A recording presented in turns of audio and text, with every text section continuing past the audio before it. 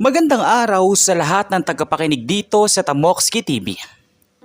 Ang kwento natin ngayon ay tungkol sa isang hamak na janitor na minaliit ng lahat. Ngunit may hawak palang sikretong kayang bumuhay ng naghihingalo. Paano kung ang huling pag-asa ng isang bilyonaryo ay nasa kamay ng taong tinitingnan lang nila bilang tagalinis ng sahig?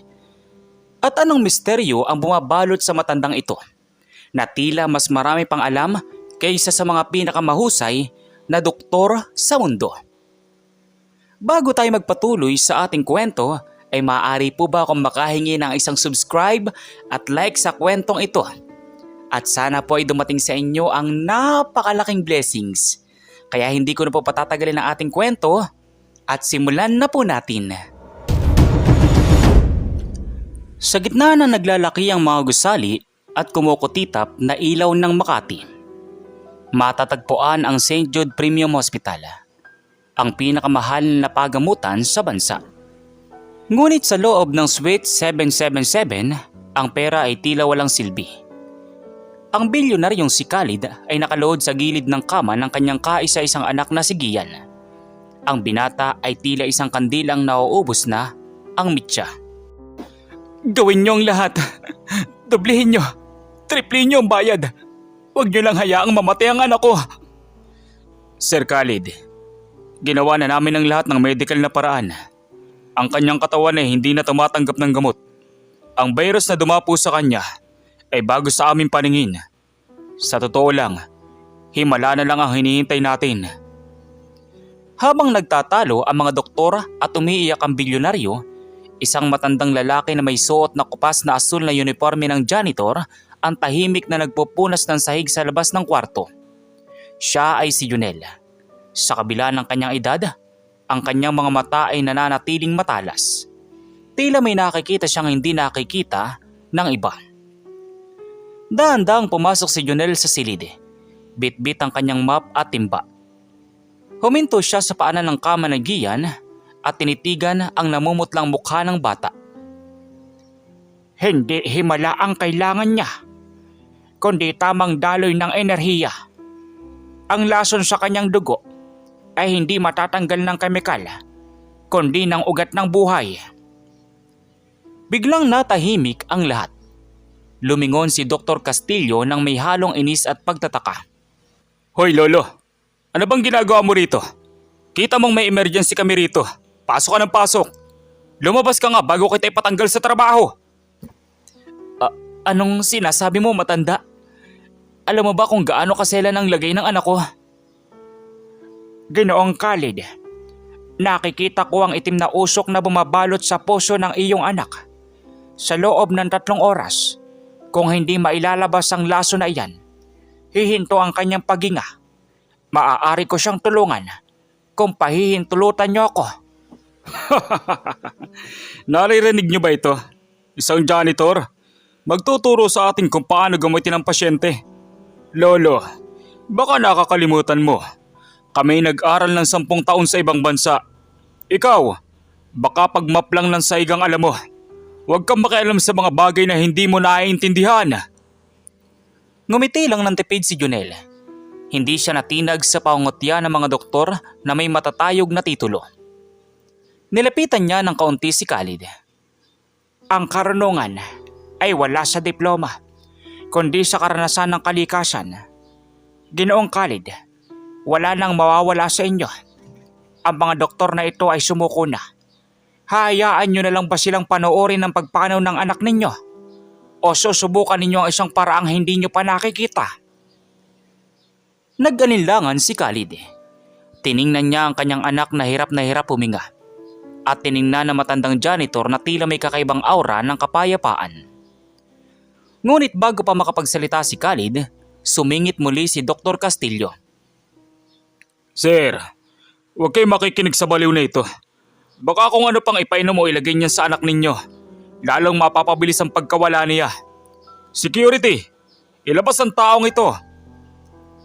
Pumasok ang 2 gwardya at tinawakan si Junel sa magkabilang braso. Habang inihila siya palabas, tumingin si Junel ng diretso sa mga mata ni Khalid. Sa loob ng 1 oras, Puputok ang mga ugat sa kanyang leeg at magsisimulang magkulay ube ang kanyang mga kuko. Kapag nangyari yun, wala nang balikan. Ang buhay ay hindi hinihintay. Ito ay pinaglalaban. Tuluyan ang nailabas ng mga gwardya si Jonel. Naiwang muli ang silid sa tunog ng mga makinang bumubuhay kay Gian. Nagpatuloy ang mga doktor sa kanilang standard procedure. Ngunit lumipas ang 40 minuto, biglang nag-ingay ang monitor. Anong nangyayari? Ang blood pressure niya bumabagsak. Nurse, bigyan niyo ng epinephrine. Bilis!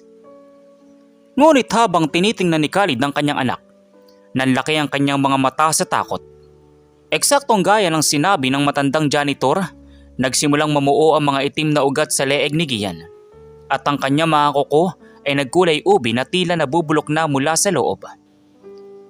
Castillo, anong nangyayari? Bakit nangyayari ang sinabi ng matanda? Sabi niyo ginagawa niyo ang lahat. Hindi ko alam, sir.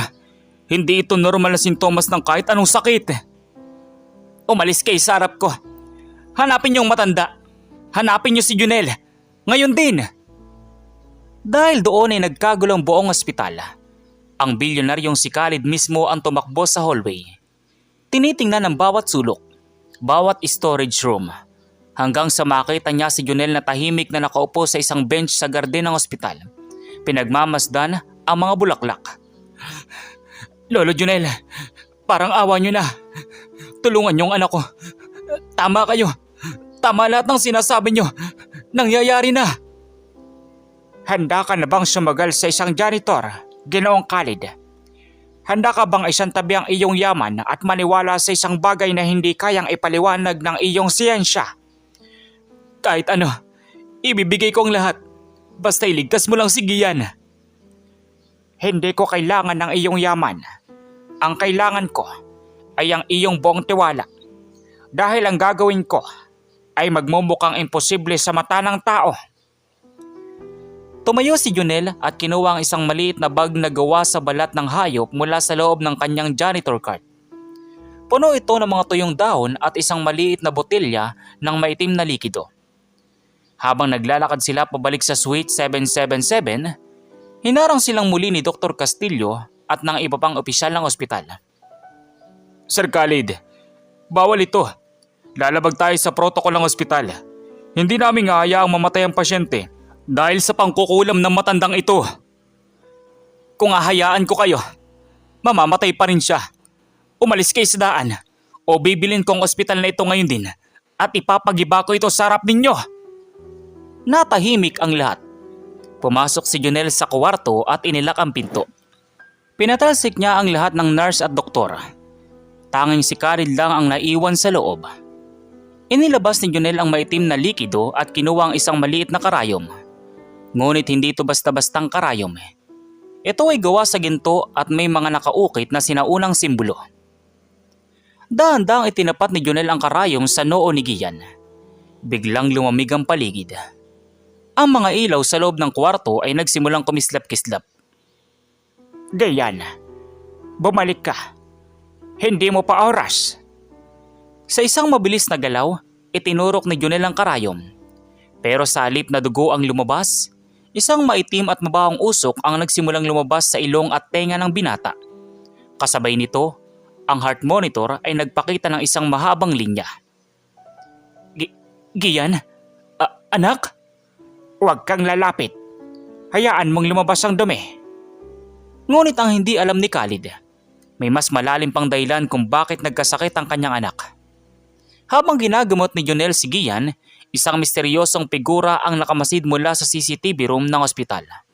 May hawak na telepono at may kausap. May nakikialam. Ang matandang janitor. Tila alam niya ang ginagawa natin. Kailangan natin kumilos bago pa siya magtagumpay. Sino ang misteryosong tao na nagnanais na mawala si Gian? At ano ang tunay na pagkatao ni Junel? Isa lang bang siyang janitor o may nakaraan siyang pilit niyang tinatakasan? Ang tunog ng mahabang beep mula sa heart monitor ay tila hatol ng kamatayan sa loob ng silid. Napalhod si Khalid. Ang kanyang mukha ay puno ng pait. Ngunit si Junel ay nanatiling kalmado. Ang kanyang mga kamay, bagamat kulubot na, ay hindi nanginginig habang hawak ang gintong karayom. Wala na. Wala nang anak ko. Junel, anong ginawa mo? Sabi mo ililigtas mo siya. Tumahimik ka, Khalid. Ang katawan niya ay kailangan mamatay pansamantala upang hindi sumabog ang kanyang puso sa tindi ng lason. Ang nakikita mo ay hindi kamatayan, kundi paglilinis. Biglang hinawakan ni Junel ang dibdib ni Gian at bumulong ng mga salitang hindi maintindihan ni Khalid. Tila isang sinaunang dasal o orasyon. Kasabay nito, ang maitim na usok na lumalabas sa ilong ng binata ay unti-unting naging kulay abo, hanggang sa maglaho ito ng tuluyan. Sa labas ng pinto, pilit na kinakalampag ni Dr. Castillo ang harang. Buksan niyo ito! Sir Khalid, pananagutan niyo ito sa batas. Pinapatay ng janitor na yan ang anak ninyo. Hindi sila pinansin ni Junel. Kinuha niya ang bote ng maitim na likudo at ipinaid dito sa mga talukap ng mata ni Gian. Pagkatapos, muli niyang itinurok ang gintong karayom. Ngunit sa pagkakataong ito ay sa mismong tapat ng puso ng binata. Ang mahabang linya sa monitor ay muling gumalaw. Mahina sa simula hanggang sa maging normal ang tibok nito. Ang kulay ubi sa mga kuko ni Gian ay mabilis na naglaho at napalitan ng kulay rosas na palatandaan ng maayos na daloy ng dugo. Buhay siya! Buhay ang anak ko! Milagro! Hindi ito milagro, Khalid. Ito ay pagpuksa sa laso na sadyang inilagay sa kanyang katawan. Ang anak mo ay hindi nagkasakit ng kusa. Siya ay nilason gamit ang isang uri ng kemikal na hinaluan ng itim na mahika. Napatigagal si Khalid. Sino ang gagawa nito sa kanyang anak? Sa gitna ng kanilang pag-uusap, bumukas ang pinto. Pumasok ang mga security kasama si Dr. Castillo. Ngunit natigilan sila nang makitang dilat na ang mga mata ni Gian at mahina itong nakatingin sa kanyang ama. Papa? Gian, salamat sa Diyos. Maayos ka na. Imposible. Paano nga? Wala sa medical na libro ang ganitong klaseng paggaling.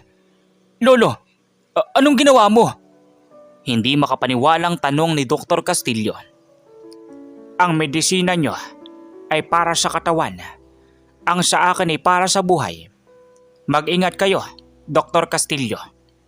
Minsan, ang pinakamalaking sakit ay nasa loob mismo ng ospital na ito.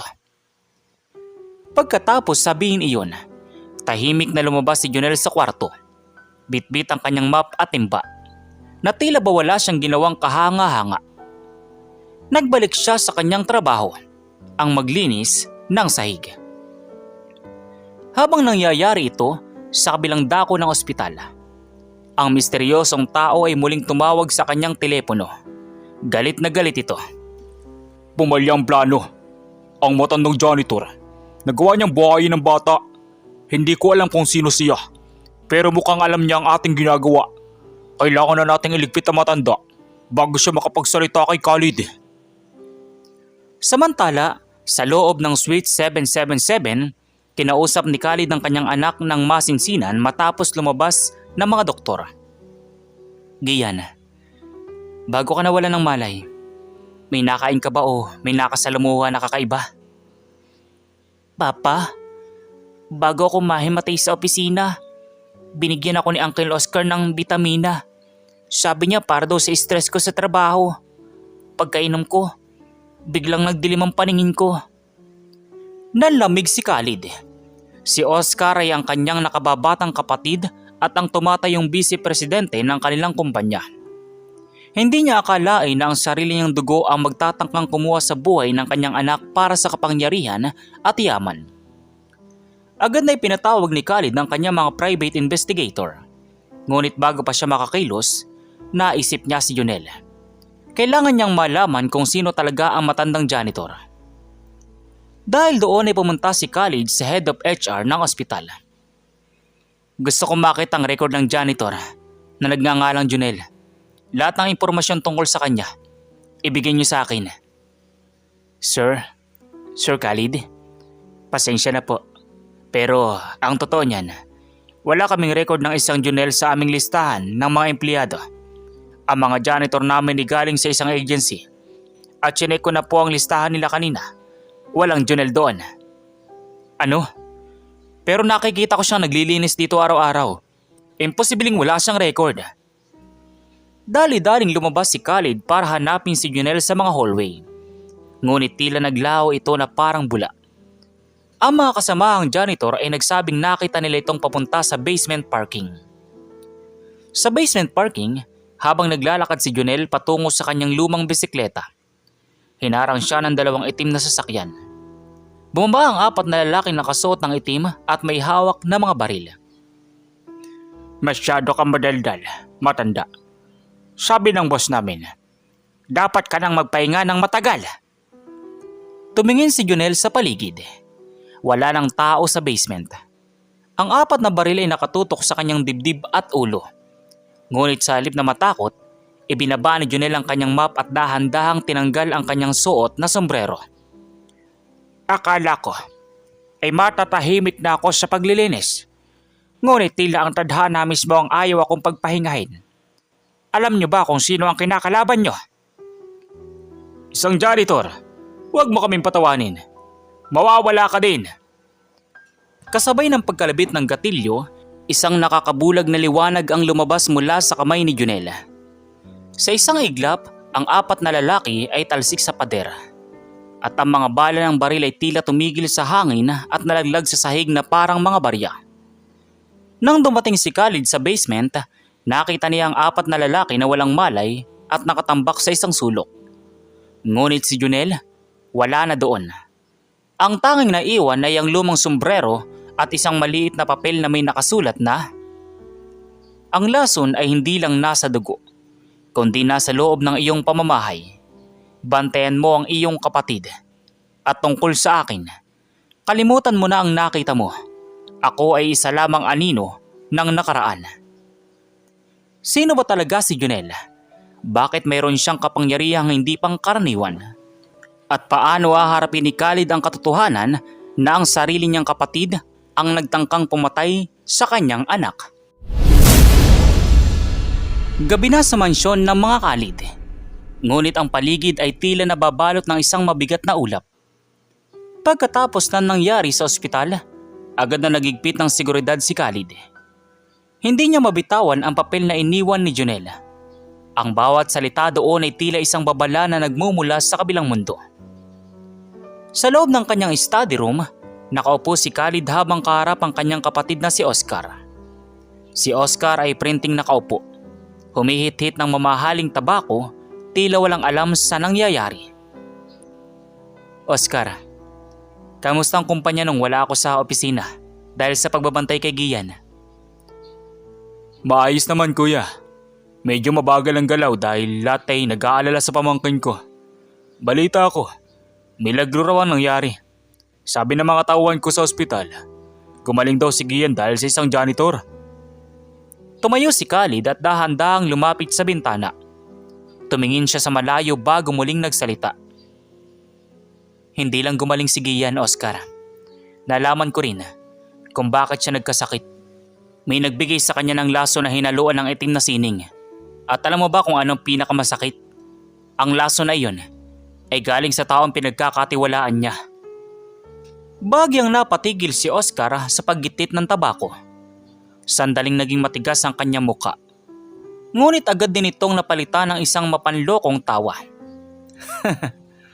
Kuya, wag mo namang sabihing naniniwala ka sa mga kwento ng isang baliw na janitor. Itim na sining, lason. Baka naman kulang lang sa pahinga ang anak mo, kuya. Kaya nag-halusinate yung matandang yun. Ito ang mga lalaking nagtangkang pumatay sa janitor na nagligtas sa anak ko.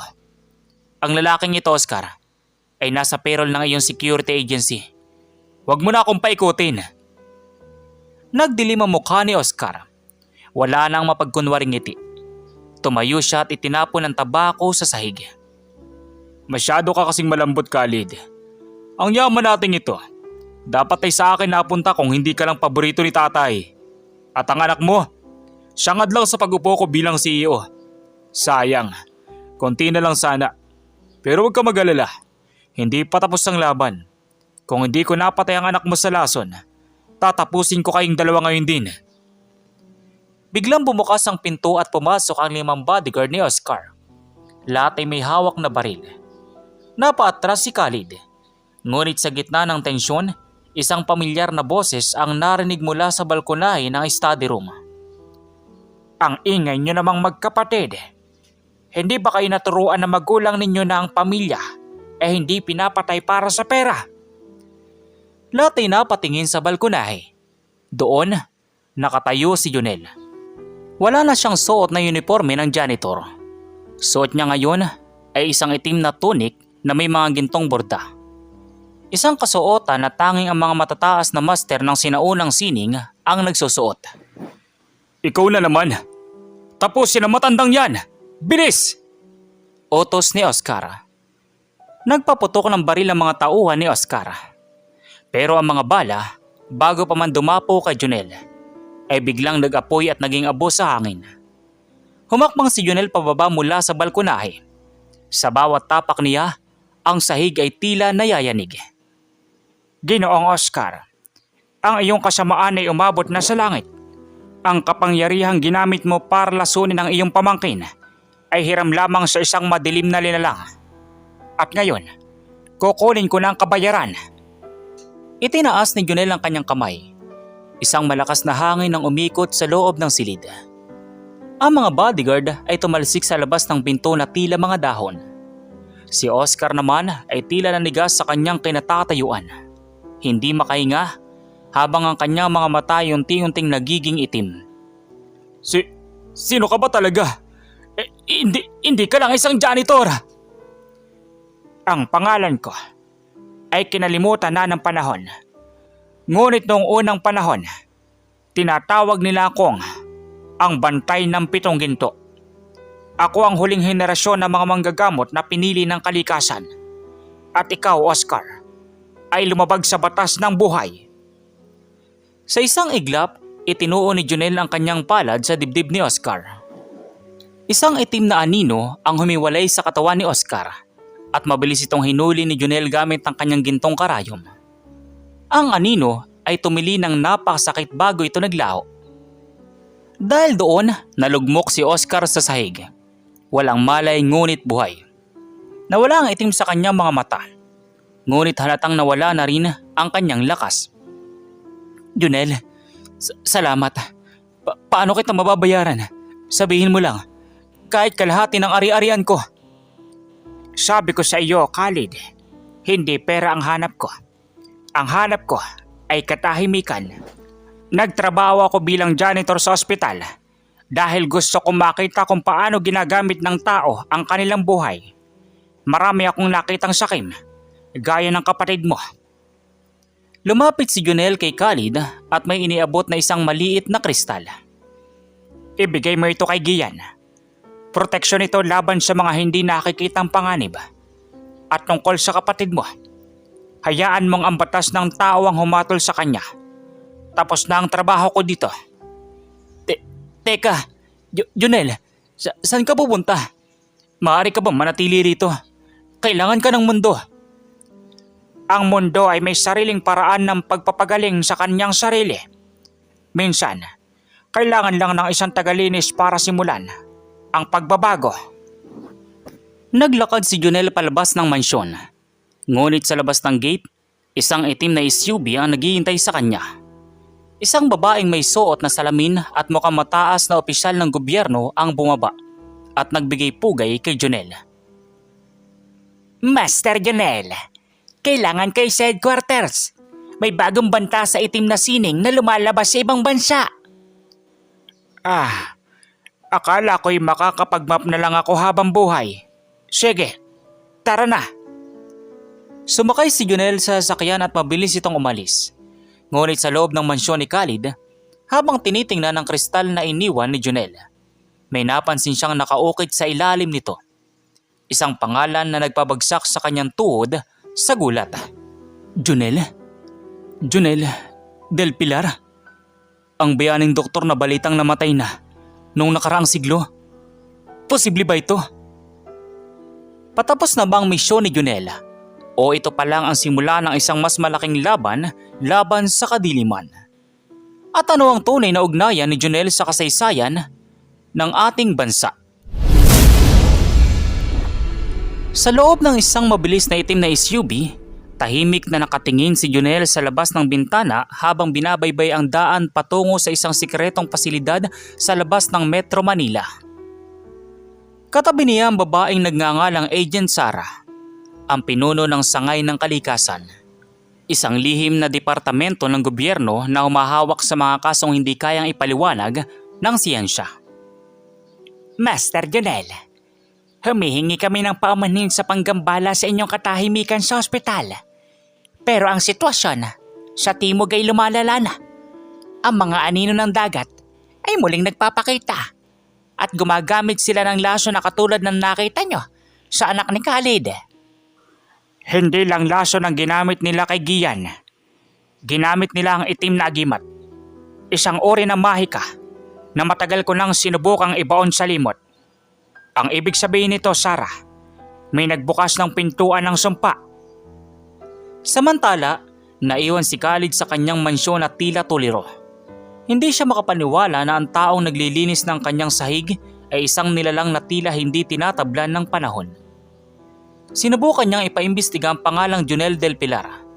Ngunit sa bawat pag-click niya sa database, ang screen ay nag-e-error at lumalabas ang katagang Access Denied. Level 10 clearance required. Doon na pagtanto ni Khalid na hindi lang basta tao si Junel. Siya ay isang pambansang sikreto. Bumalik tayo kay Junel. Pagdating nila sa pasilidad, sinalubong sila ng mga sundalong may hawak na high-tech na kagamitan. Dinala si Junel sa isang silid kung saan may isang malaking mapa ng Pilipinas na may mga pulang marka. Dito, Master, sa mga markang ito, may mga ulat na mga taong bigla na lang nagkakasakit at nagiging kulay ubi ang mga kuko. Eksaktong sintomas ng nakita nyo kay Gian. Pero ang mas nakakatakot, pagkatapos ng 3 araw, ang mga biktima ay hindi namamatay, kundi nagiging sunod-sunuran sa isang boses. Sila ay ginagawang mga alipin ng dilim. Ang laso na hindi para pumatay, kundi para kunin ang kaluluwa at palitan ito ng pot. Sino ang nasa likod nito?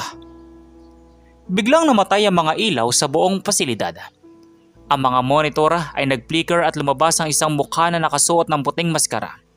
Isang boses na parang nanggagaling sa ilalim ng lupa ang umalingaw-ngaw. Junel Del Pilar, o dapat ko bang tawagin ang dakilang manggagamot? Akala mo ba ay yabang buhay kang makakapagtago sa likod ng mapatimba? Ang mundong ito ay marumi, Junel. At sa pagkakataong ito, hindi sapat ang iyong gintong karayom para linisin ang lahat. Tumayo ng tuwid si Junel. Nagliliwanag ang kanyang mga mata. Lumabas ka, Malbar. Alam kong ikaw yan. Ang dati kong apprentice na nilamon ng kasakiman. Akala ko'y tinapos na kita noong 1945 sa kabundukan ng Sierra Madre. Ang kalikasan ay hindi namamatay, Junel. Gaya mo, natuklasan ko rin ang sikreto ng mahabang buhay. Ngunit sa madilim na paraan. Ngayong gabi, sisimulan ko ang paglilinis sa bansang ito at uunahin ko ang mga taong pinoprotektahan mo. Biglang sumabog ang isa sa mga pader ng pasilidad. Pumasok ang mga nilalang na tila tao pero ang balat ay kulay abo at ang mga mata ay nagbabaga. Sila ang mga alipin ng dilim. Mabilis na nagkagulo ang mga sundalo. Ngunit ang kanilang mga bala ay tumatagos lang sa katawan ng mga kaaway. Master, hindi sila tinatabla ng aming armas. Umatras kayo. Ang mga ito ay hindi na tao. Sila ay mga anino na binihisa ng laman. Inilabas ni Junel ang kanyang gintong karayom at itinusok ito sa sarili niyang palad. Ang dugo ni Junel na lumabas ay hindi pula. Ito ay kulay ginto. Ipinahid niya ito sa kanyang map na daladala pa rin niya. Biglang nagbago ang anyo ng map. Naging isang mahabang baston na gawa sa purong enerhiya. Sa isang iglap, kumilos si Junel.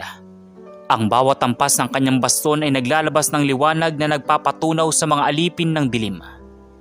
Ang matandang janitor na kanina ay mukhang uugod-ugod ay naging isang mandirigma na may bilis ng kidlat. Sa ngalan ng 7 ginto, bumalik kayo sa alikabok! Isang malakas na pagsabog ng liwanag ang bumalot sa silid. Nang mawala ang liwanag, ang mga alipin ng dilim ay naglaho na. Naiwan ang abo sa sahig. Ngunit si Junel ay napaluhod. Bakas ang pagod sa kanyang mukha. Master, ayos lang ba kayo? Kailangan ko ng lakas. Ang ginawa ni Malbar ay simula pa lang. Ang anak ni Khalid na si Gian, siya ang susi. Hindi ko lang siya pinagaling. Nilagyan ko rin siya ng marka para hindi siya mahanap ng Malbar. Pero ngayon, alam na ni Malbar kung nasaan ang bata. Sa kabilang dako, sa mansyon ni Khalid, habang mahimbing na natutulog si Gian, isang itim na usok ang dahan-dahang gumagapang sa ilalim ng kanyang pinto. Ang kristal na ibinigay ni Junel ay nagsimulang uminit at maglabas ng babalang tunog. Biglang nagising si Gian. Ang kanyang mga mata ay nanlaki nang makita niya ang isang figurang nakatayo sa dulo ng kanyang kama. Ang lalaking nakaputing maskara. Sumama ka sa akin, bata. Ikaw ang magiging mitya ng bagong mundo. Nasa panganib si Gian. Magagawa kaya ni Junel na makarating sa oras para iligtas ang anak ng bilyonaryo? At ano ang tunay na plano ni Malbar sa bata? Bakit sinabi ni Junel na si Gian ang susi? Sa loob ng madilim na silid ni Gian, ang puting maskara ni Malbar ay tila nagniningning sa gitna ng kadiliman. Inabot ni Malbar ang kanyang kamay upang hawakan ang binata. Ngunit biglang nagliwanag ng gusto ang kristal na suot ni Gian. Isang pwersang ginto ang humampas kay Malbar, dahilan upang tumalsik ito sa pader. Junel, hanggang dito ba naman ay nakaharang ka pa rin sa akin? Biglang sumabog ang bintana ng silid. Hindi isang bomba, kundi isang bolang liwanag ang pumasok. Mula sa liwanag, lumabas si Junel. Bit-bit ang kanyang baston na nagliliyab sa gintong enerhiya. Ngunit may kakaiba kay Junel. Ang kanyang anyo ay hindi na matanda. Ang kanyang balat ay naging makinis. Ang kanyang tindig ay naging matikas. At ang kanyang buhok ay naging kasing itim ng gabi. Nagbalik siya sa kanyang tunay na anyo noong siya ay nasa rurok pa ng kanyang kapangyarihan bilang ang bantay ng 7 ginto. Bitiwan mo ang bata, Malbar. Ang iyong laban ay sa akin, hindi sa mga inosenteng dugo. Tumayo si Malbar at tinanggal ang kanyang maskara. Ang kanyang mukha ay kalahating tao at kalahating nabubulok na anino. Bakit mo pinoprotektahan ng mga ito, Junel? Ang mga bilyonaryong ito na walang ibang alam kundi magpayaman, habang ang iba ay nagugutom. Ang yaman ni Khalid ang nagpundo sa aking mga eksperimento. Ginagamit ko lang ang sarili nilang kasamaan laban sa kanila. Ang pagkakamali ng ama ay hindi dapat ipataw sa anak. Ang paglilinis na ginagawa mo ay pagpuksa, hindi paggaling. At bilang huling manggagamot, hindi ko hahayaang magpatuloy ang iyong peste. Nagumpisa ang isang labanan na hindi pa nakikita sa kasaysayan ng tao. Ang bawat salpukan ng kanilang kapangyarihan ay nagpapakislap sa buong langit ng Makati. Ang mga tao sa ibaba ay akala ay may malakas na bagyo. Ngunit ang totoo ay ang huling laban ng liwanag at ng dilim. Sa gitna ng labanan, napansin ni Junel na umihina si Gian. Ang kristal ay kumukuha ng lakas mula sa buhay ng bata para protektahan ito. Hindi ito maaari. Kung hindi ko matatapos si Malbar ngayon, mamamatay si Gian sa pagkaubos ng enerhiya. Bulong ni Junel sa kanyang isipan. Gumawa si Junel ng isang mapanganib na desisyon. Ibinitaw niya ang kanyang baston at tinayaan niyang masugatan siya ni Malbar. Isang itim na kuko ang bumaon sa balikat ni Junel. Huli ka na, Junel. Ngayong dumadaloy na ang lason ko sa iyong gintong dugo, mawawala na ang huling hadlang sa aking plano. Iyan ang inaakala mo, Malbar. Ang gintong dugo ay hindi lang panggamot. Ito ay isang bitag. Biglang hinawakan ni Junel ang braso ni Malbar. Ang sugat sa balikat ni Junel ay nagsimulang maglabas ng gintong apoy na bumabalot sa katawan ni Malbar. Ang itim na lason ay hindi pumatay kay Junel. Bagkus ay naging mitya ito para masunog ang itim na sining sa loob ni Malbar. Ano? Hindi. Anong ginagawa mo? Ginagamit ko ang aking buhay bilang panghugas sa iyong dumi. Kasama kita maglalaho, Malbar, upang ang bansang ito ay tunay na makahinga. Isang nakabubulag na pagsabog ang naganap sa tuktok ng mansyon. Nang mawala ang liwanag, wala na si Malbar. Wala na rin ang itim na usok. Ang paligid ay naging payapa. At ang langit ay nagsimulang magpakita ng unang sinag ng umaga. Dahan-dahang lumapit si Khalid sa kwarto ni Gian. Nakita niya ang kanyang anak na maimbing na natutulog. Maayos na ang kulay ng balat at normal ang paghinga. Ngunit sa tabi ng kama, wala na si Junel. Ang tanging naiwan ay ang lumang uniforme ng janitor at ang map na gamit nito araw-araw. Lumipas ang 3 buwan, naging maayos ang buhay ni Gian at Khalid. Ginamit ni Khalid ng kanyang yaman para magpatayo ng mga libreng ospital sa buong bansa bilang pasasalamat. Ngunit isang araw, habang binibisita ni Khalid ang isa sa kanyang mga bagong ospital, may napansin siyang isang matanda. Ang matanda ay nakasuot ng uniforme ng janitor, nakatalikod at masipag na nagpupunas ng sahig. Dahil doon ay kinabahan si Khalid at nilapitan niya ito. Junel, ikaw ba yan? Lumingon ang janitor, hindi ito si Junel. Isa itong batang lalaki na mukhang bagong salta sa Maynila. Ay, hindi po sir. Ako po si Kaloy. Bakit po? Wala. May kamukha ka lang. Malungkot na tumalikod si Khalid. Ngunit habang naglalakad siya palayo, narinig niya ang batang janitor na bumubulong habang naglilinis. Hindi himala ang kailangan nila, kundi tamang daloy ng enerhiya. Napatigil si Khalid at lumingon muli, pero wala na ang batang janitor sa hallway. Sa sahig na kapupunas lang, may nakita siyang isang maliit na gintong karayom na nagniningning.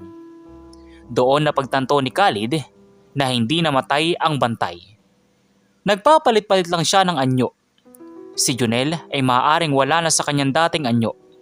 Pero ang kanyang misyon na linisin ang mundo ay magpapatuloy sa bawat taong handang maglingkod sa pinakamababang paraan. Sa isang malayong probinsya, isang matandang lalaki ang nakaupo sa harap ng dagat. Umiinom ng kape, isang bata ang lumapit sa kanya. Lolo, bakit po laging malinis ang paligid nyo kahit hindi naman kayo nagwawalis? Dahil lang tunay na kalinisan, apo, ay nagsisimula sa puso. Kapag malinis ang loob mo, susunod ang mundo. Dito nagtatapos ang kwento ng Ang Lihim ng Hamak na Janitor. Isang paalala na huwag nating hahamakin ng sino man dahil sa kanilang trabaho. Dahil hindi natin alam kung anong kapangyarihan ang itinatago nila sa likod ng kanilang simpleng uniforme. Sana ay nagustuhan ninyo ang ating kwento ngayong araw dito sa Tamoxki TV. Maraming salamat sa inyong panonood at pakikinig. Huwag po nating kalimutang mag-comment ng inyong saloobin tungkol sa ending. Hanggang sa susunod na kwento, manatiling mabuti at pagpalain po kayo ng may kapal. So once again, inuulit ko po muli. Ako si Tamoxki TV. Kita-kita po tayong muli sa mga susunod pa nating maraming mga kwento. Thank you and God bless you all. Peace out.